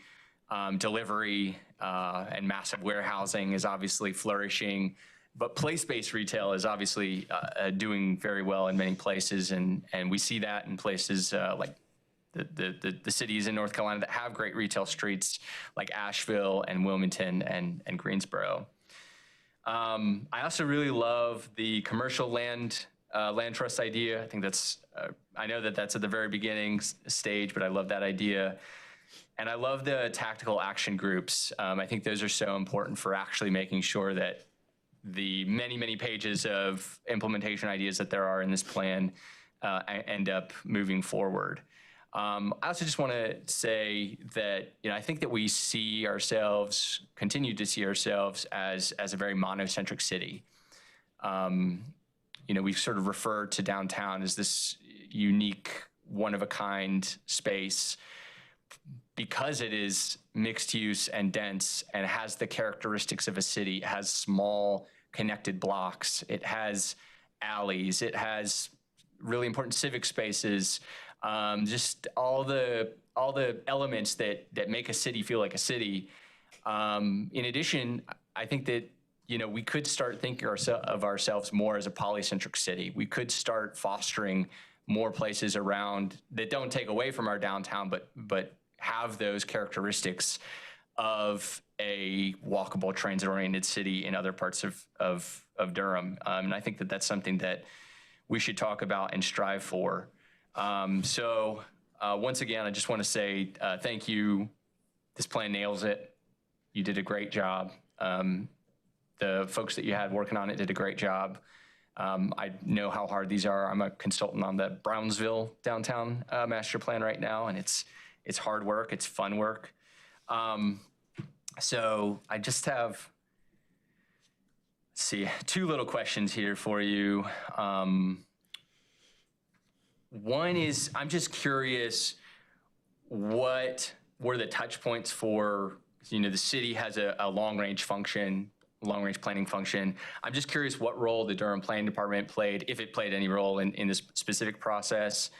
That's my first question. And the second question is grocery store.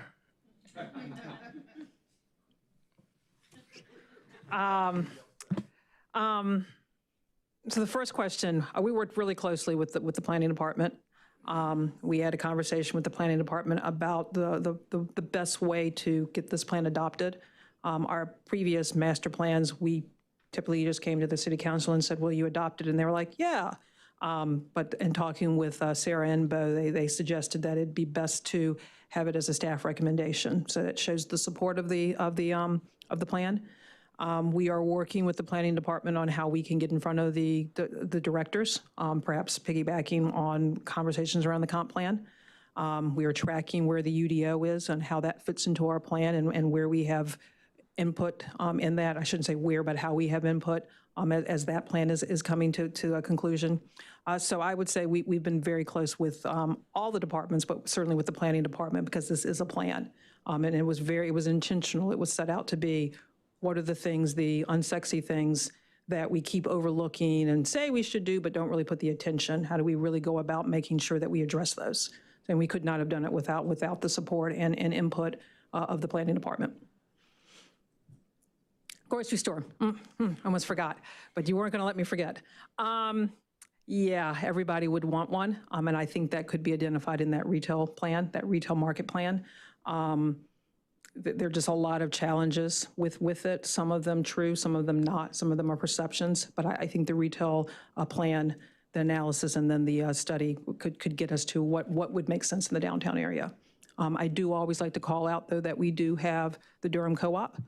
That is not that far away. People think it's a far, long way. It really is not. Understanding that walking that may not be the most pleasant thing, but it is not that far. And we do have a small bodega in the middle of downtown as well. Thank you. So I hope that we all will support moving forward with city adoption of this plan. I think it's really exciting. This great work. Very clearly spent some money on this. The team that was put together obviously did a lot of work. They did a great job. We aren't going to spend we're not going to put this amount of resources into every single small area plan. But I do think that this is a really good model for the level of work that it takes to do a great small area planning. And really, I think other parts of our city deserve this quality or something close to it.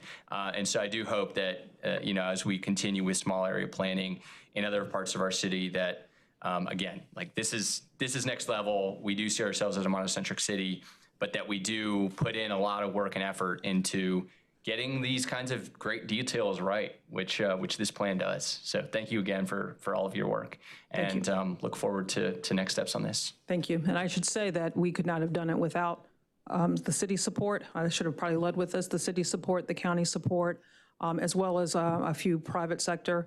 And I'm gonna get in trouble because I'm gonna try to do it off my head. NCCU, Mechanics and Farmers, Perkins and Will, Lynn Solomon, Duke University. Yeah, we will. I'll have that list when we present. Yeah, it's on the third page of the plan. It is in the plan. Yes, it is definitely within the plan. But it does show that there was public and private support of this plan. And then the money that we were able to raise allowed us to do quite a bit of public engagement. So a good bit of that went to the intense public engagement that we did. Thank you, Councilmember Rist. Wow, lot to say. Thank you, Councilmember Baker, for your comments. I'll just add on to some of those. I guess the first thing I'll say is I am so proud to be on the DDI board. And I know that I say this a lot in meetings because the mayor has appointed me to a lot of different boards and commissions. And I get in trouble sometimes when I sort of pick out one as my favorite. It's like a parent, picking one of your children. But like, this is one of my favorite boards. And I really want to thank you for that. And your staff who are here for all the work they do, the great work. I also want to give a little bit of love to Nicole for your leadership. Nicole and I have known each other longer than either one of us wants to admit. Only 5 years. Yeah. And I'm glad we stole you away from my hometown of Leadville, Colorado, just to say. So we're so glad you're here and all the work you're doing. This is an amazing plan. It's been fun to work with you and the staff and the consultants in developing this.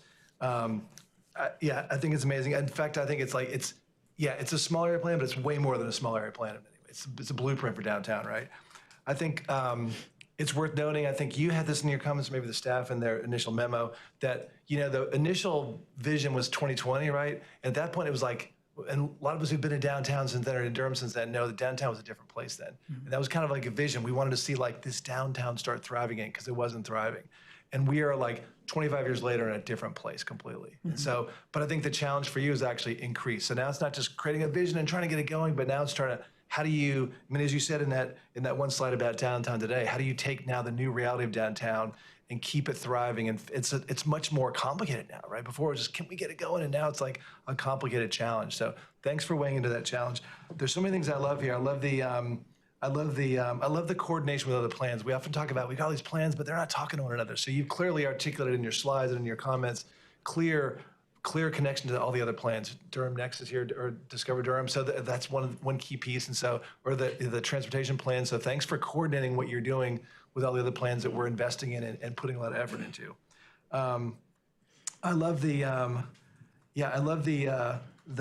both the sort of big vision, sort of big picture kind of stuff, and sort of like dealing with things like office space downtown, some of the big issues, transportation downtown, but then also the fine grained stuff like the alleys downtown, thinking about how do we activate those alleys. So it's kind of both big picture and small grain stuff that's really impressive.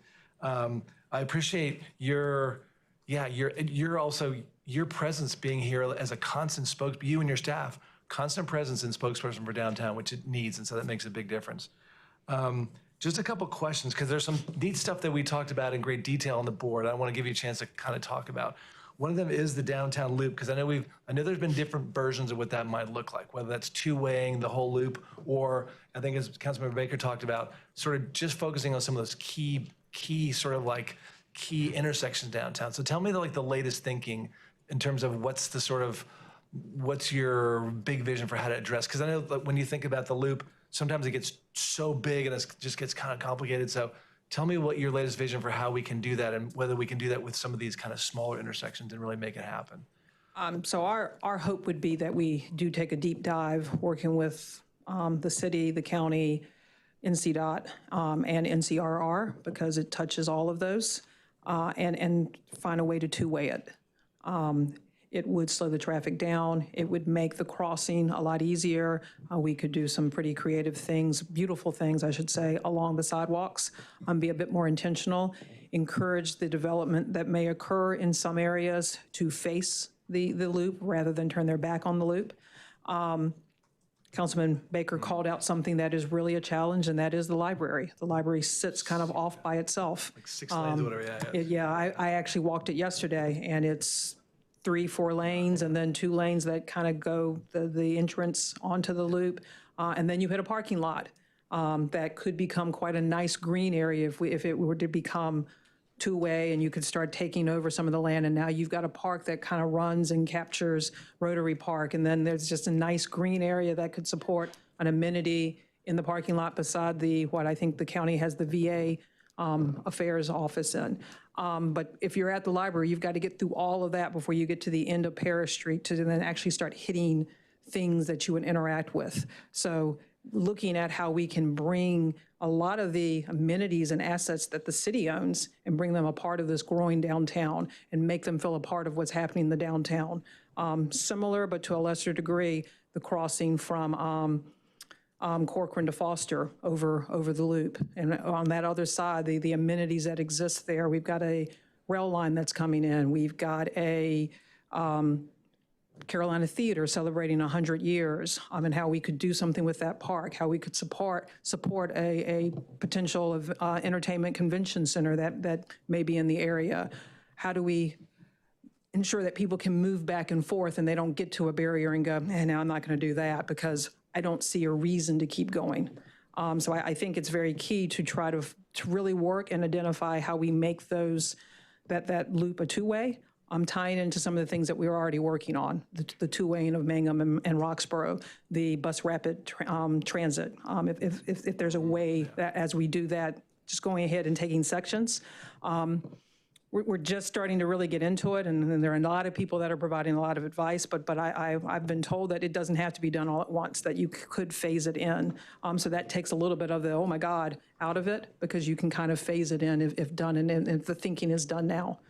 So it is, the beauty of this plan is that there's a lot in there, but it gives us the ability to pivot based on the priority that we need to address. I think there's some things that we will start and it'll take a while to build out. There are quite a few quick things, but then there are these bigger visions that we need to work on and really bring the community together to uplift and figure out how do we do it and do it right. Yeah, love that. Yeah, look forward to working together with you on that piece. The last one is I want to give you a chance to say a little bit more about the publicly owned space or sites that you talked about reserving for multi-use or for mixed income development. Those are some really interesting parts of the plan, and I know that you that was a quick bullet point there, but if you'd say a little bit more about those, like which spaces those are and what you envision, because I think that's really interesting stuff to think again about, not just what's happening now and all the details we got to deal with now, but also like that vision for the future, which is really exciting. Well, it's getting at being intentional about how we grow downtown, and how do we, if we create a vision for for property, sticking with that vision and ensuring that the vision is inspiring. There are a number of sites that are not. And for folks who haven't maybe read the plan, just pick one of those sites and just sort of describe a little bit like what that might look like. I think it's interesting stuff. We can take 505, Chapel Hill Street. I'll be back. I'll be back at your next work session. But how we could hear all the things that want to be in that space, but then also recognizing the anchor of where it sits. Yeah, and a lot of people get caught up that, oh, it's right off of 147. But if you stand back, it is a key connection to the potential development at American Tobacco Campus, phase 3. It is a key development on the ongoing development of the Durham ID. It is sitting very adjacent to the Durham Beltline. So how to, and it also, as we were talking about the co-op, it is a way to continue to draw people and get people to keep moving. It is a key entry point into the downtown area. what makes sense and how can we be intentional and come up with a vision that speaks to today's downtown environment and holding tight to what that looks like. There are a lot of ideas and a lot of people wanting to do things specifically with that site, but there are other sites that are currently being used, but there could be better uses of that. And I think it's a moment now that we can sit down and really talk about what could we do? How could we build some of the interesting things that we saw on the inner city visit? You know, how could we start in incorporating some of those things in the downtown area that are bringing people in, introducing people in, keeping people here? Love it. Yeah, thank you. Well, I will enthusiastically support as well us adopting this as an official city plan. So, yeah, look forward to other comments from my colleague. Thank you, Nicole, again. Thank you so much. Thank you. Councilmember Cook. I'll be brief. I just want to echo the thanks to you and all of the folks that worked on this. I don't think it's anyone's first time seeing it up here today, but just want to say that it's super comprehensive. I had many of the same thoughts as my colleagues. I also walked to the library yesterday, right there. I don't know what time you were there, but I do walk that a lot because when I get books from the library, I tend to walk from our parking garage here, and it is a horrendous walk. And also, when I do my monthly HTEC meetings, I walk to the DSS building downtown, and that also makes me have to cross the loop there, and it is just awful. So lots of on my mind things there. The Corcoran-Blackwell activation area, I think, is really important. There's a kind of a couple strips up in the northern part of the loop where there's so much good on both sides, but there's like not much in between. So I'm like really glad to see that conversation happening around getting folks moving from space to space and activating that movement. I want to just highlight that I love the retail incubator. I feel like this is something that as soon as I learned about it, I tell people this all the time. Folks are always really excited to learn that y'all are doing that. So I just want to shout out that is going down, and we've had, seems like a lot of success from that so far, watching retail move out of that incubation space and then be able to be in a brick and mortar space, which has been really, really cool. I was curious about conversations with property owners, but I mean specifically like these larger commercial landlords downtown, because I know that we do have quite a lot of space sitting vacant. How much conversation that you had with them in this plan? Do we have buy-in from folks? Of course, I know that some of the people are not local. We've got some corporate owners that are out of state, but I was just wondering if you could talk about that at all. We are having some conversations, and in fact, we started having great conversations with owners of some of the newer developments on Rigsby. And they found out about us because of the blueprint and the event that we had at Pickleback. Oh, cool. Not sure how they did, but we were excited that they did. And I've been a part of 2 conversations with them and other property owners in that area. There's certainly an interest in a support. We have not gone into depth like, but this is what you could do. But I think there's some interest. Certainly not everybody, but I think many people who are in downtown, they may come thinking one thing, but then they sit in the space and they realize this is a different space. And they approach us with, how can we do better? How can we do more? Recognizing that we have some spaces that we continue to work on to fill that are in the middle of our downtown that need to be filled. And we're trying to have those conversations with their brokers, trying to encourage them to create warm space, warm shell space, rather than what is currently, recognizing that a small business can't come in and upfit a concrete or a gravel slab. So pushing on that regard. But I will say that we have spoken to most, probably not all, but most of the property owners in the downtown area. Certainly our longtime property owners have been involved from the very beginning, very excited about that. We've had 1 or 2 who heard about the land trust and they're like, oh, that's interesting. So I think varying levels of interest, but as this becomes an adoptable plan and being able to pull out parts and go and say, this is the part that really speaks to you and how can we work with you? And then, working with our partners, with the planning department, just to ensure that we are pushing the same message forward and encouraging folks to have the bigger vision like we do. That yes, you've got one building, but your building is a part of something much grander, and how can you be a part of that visioning?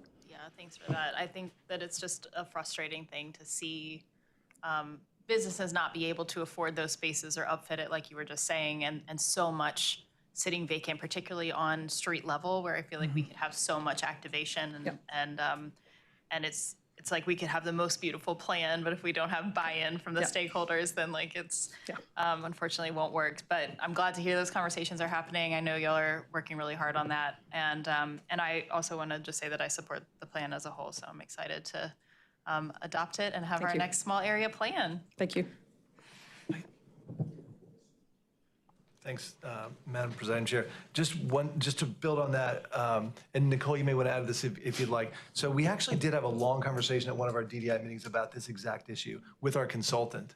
And it's one of those, it's one of those, you know, it's like there's a million public policy challenges in a city like Durham. And one of them is that these bigger residential buildings, many of them are owned by these larger real estate investment trusts, right? And so their market is really housing, right?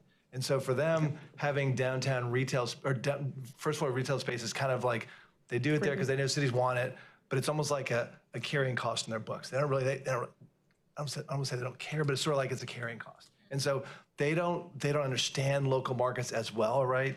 Local retailers. And so often the space, as we talked about, is probably too big for a local retailer, not well situated. And so it's sort of like, it's kind of a mismatch. And so part of the conversation we had is like, how do we recognize that real challenge there with who owns the property and how they're sort of structured? And how do we work with them to think about ways to help them understand like a local retailer? Because they may understand like the big guy, like the Starbucks and Panera, but they may not understand local retailers. So again, we've had a good conversation. Appreciate your understanding of like nuance there and how do we sort of like solve that? Because it's not easy, but it's something we can solve.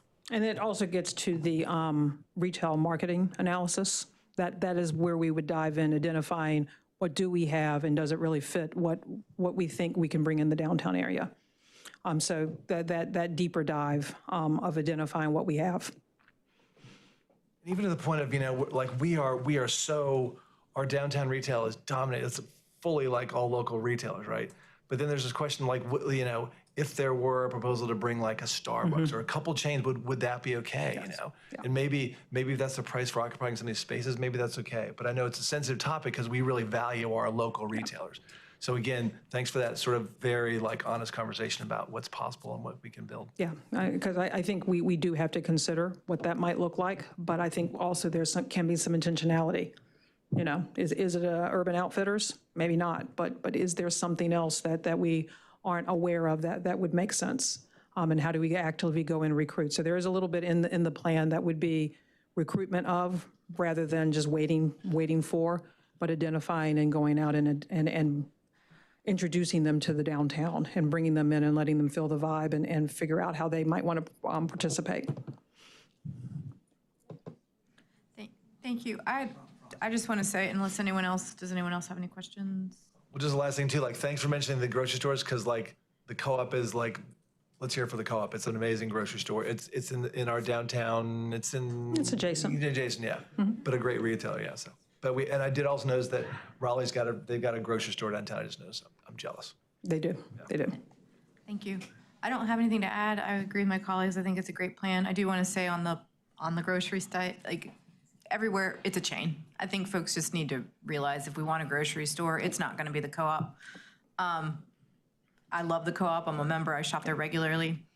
You can't get a cheap toothbrush, you know, like, and sometimes you just need a cheap toothbrush, especially if we're thinking about like Durham Next and things like that. You know, many of us travel, and it's real nice to have a Walgreens or a CVS that you just run around the corner for because you forgot your deodorant, right? And so I think that we need to we all love downtown vibe and we want that, but I've seen some real thoughtful downtowns that is predominantly locally owned, but they have a couple of those anchor chains, and so I appreciate that y'all are thinking really thoughtfully about that. I will say I think it's a Publix in downtown Raleigh. I am envious of that. And you know, to that point around a whole downtown, that's what it's going to take to really get downtown to be kind of what we really think of when we think of a downtown. I also just want to say I really appreciate the intentionality of thinking through the Latino community. I'll say I see lots of different folks downtown, but often when I see people that are Latino downtown, it's because they're cooking my food or, you know, in the restaurant scene as workers.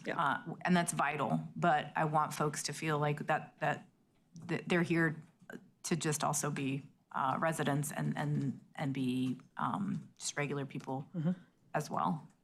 So I just wanted to say thank you for that. And I don't think I have anything else to add. Just curious, because I couldn't remember in Austin, I think that was one of the criticisms of Austin's downtown was that it was great to have so many local things downtown, but they're also struggling with that balance of chains versus locally owned. So it is an issue across many downtowns. And so in that way, Durham is not unique, but. I had a lot of conversations with my colleagues in Austin last week. I remember that was a thing that popped up. So thank you, colleagues. I think that's all. Thank you so much. I think I think staff got their guidance as far as moving forward and adopting this as one of our formal plans. I also want to thank planning staff and other city departments who worked really, really closely. This is exciting. Thank you. Thank you so much. Very much appreciate your time. And we are happy to talk with any of you individually about this. And I do recognize that we're missing 3. Happy to talk to those. And as well as new council members that will be in place when this comes before you for an official vote. Thank you for that. Thanks. Mr. Manager, I think we are ready to settle. And I think it's just one item on GBA. Item number 2. Recording stopped. And then public hearing, item number 12? That's correct. So what I have, Madam Chair, is consent items 1, 3, and 5 through 10. GBA is item 2. GBA public hearing is item 12. Item 4 is one that's been referred back to staff that we'll bring forward on a later basis. Thank you. Could I please get a motion to settle the agenda? So moved. All in favor? Aye. Any opposed? Okay, thank you so much for that. And I think, unless there are any other items, Councilmember Cook? I'm just curious, are we going to put the blueprint on for, as an action item? Yes. Mr. Dobrinsky let me know that he thinks we're targeting the second work session in December to bring that forward. Yes, bringing it forward the second meeting in December for adoption. Thank you. I think December 16th, is that correct? That work session? Okay. Thank you. Anything else? Can I ask also, is there some, I thought I talked with Shay about it, is there some question about the 16th, whether we're going to meet on Tuesday or that It's already been moved. We are, just thank you for that, Councilmember Rist. We are meeting Monday and Tuesday of that week. Okay. So council meeting on Monday, work session on Tuesday. That's correct. Yeah, council meeting is on Monday, December 15th. The work session is on Tuesday, December 16th. Anything else, colleagues? Yeah. Thank you, Madam Presiding Chair. Thank you. We are adjourned at 3:09.